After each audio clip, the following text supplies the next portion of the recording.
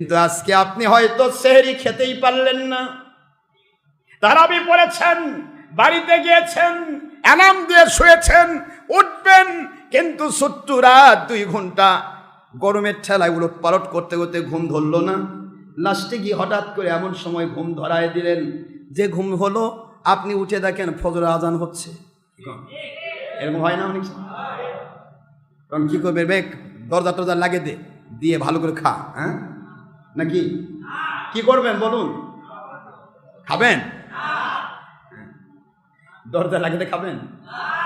বেলা উঠে গেছে, যাক আজান হয়েছে, হোক। সেহরি না খেলে তো রোজা হবে না, কি কোন কি তাই নাকি? এরকম সেহরি খাওয়া হোক আর না হোক, রোজা আপনাকে রাখতেই হবে, রোজা রাখতেই হবে। রোজা রাখবেন আপনি, সেহরি চিন্তা আপনার কেন? মালিক আপনাকে খাওয়াই নাই, মালিকই আপনাকে খাওয়াই নাই। আপনি ওই অবস্থায় নিয়ত করে ফেলুন, আমার মালিক বলেন সারা দিন তোর যত ক্যালোরি লাগে আমি তোমাকে দেব।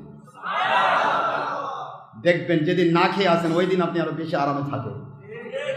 যেদিন খাইছেন ওই দিন খেলে সারাদিন বাই যায়, বাতাস যেতে যেতে।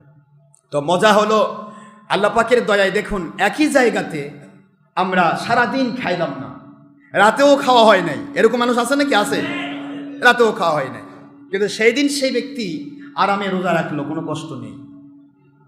কারণটা কি? আমার মালিক বলেন যখনই কেউ রোজার নিয়ত করে ফেলে তখন ওই বান্দার জন্য রহমত নাজিল করা আমার দায়িত্ব হয়ে যায়। সারাদিন শরীরের মধ্যে যতটুকু ক্যালোরির দরকার ওই ক্যালোরিটা আমি আল্লাহ কুদরত থেকে ফিল আপ করি, ক্যালোরির অভাব হবে না। শুনেছেন কোনোদিন রোজা রেখে কোনো মানুষ মরছে? মানুষ না খেয়ে মরে নাই, খেয়েই মরেছে। খাইছে, খাইতে খাইতে কোলেস্ট্রল বেড়ে গেছে, আছে না এরকম? খাইতে খাইতে তার সুগার বেড়ে গেছে, খাইতে খাইতে তার মনে করেন যে মেদ ভুঁড়ি বেড়ে যাচ্ছে। এখন অধিকাংশ মানুষের মেদ ভুঁড়ি হচ্ছে। কি কথা করছে না ভাই? না মন খারাপ হচ্ছে আপনাদের? আপনার মেদ ভুঁড়ি হবে কেন? ভুঁড়ি তো বাড়ার কথা নেই, মুসলমানের তো ভুঁড়ি বাড়ার কথা নয়। এগুলি গল্প তো আমি করি না। আজকে মুসলমানের বাড়তেছে কেন? মৌলবীগিরে বাড়তেছে, বাড়তে বাড়তে এত দূর বাড়ে গো, একবারে দেওয়ানবাগি পীর সাহেব মানে পল্টে গেছে, মানে পুরা পেটটা পল্টি খাইছে। আর কথা কোনো কি মুসলমানের পেট বাড়বে কেন? মুসলমান 3 কন্ডিশনে খাবার খাবে, 1 ভাগ খালি থাকবে, 1 ভাগ খাবার থাকবে, আর 1 ভাগ পানি থাকবে।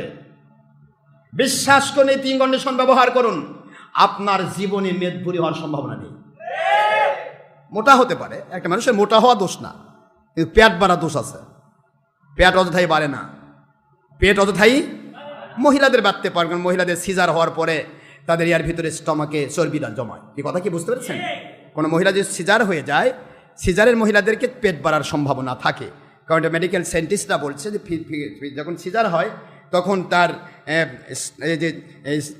যেটাকে বলা হয় আরবিতে রেহেম বলা হয়, বাংলায় জরায়ু বলা হয়, ইংলিশে ইউটেরাস বলা হয়।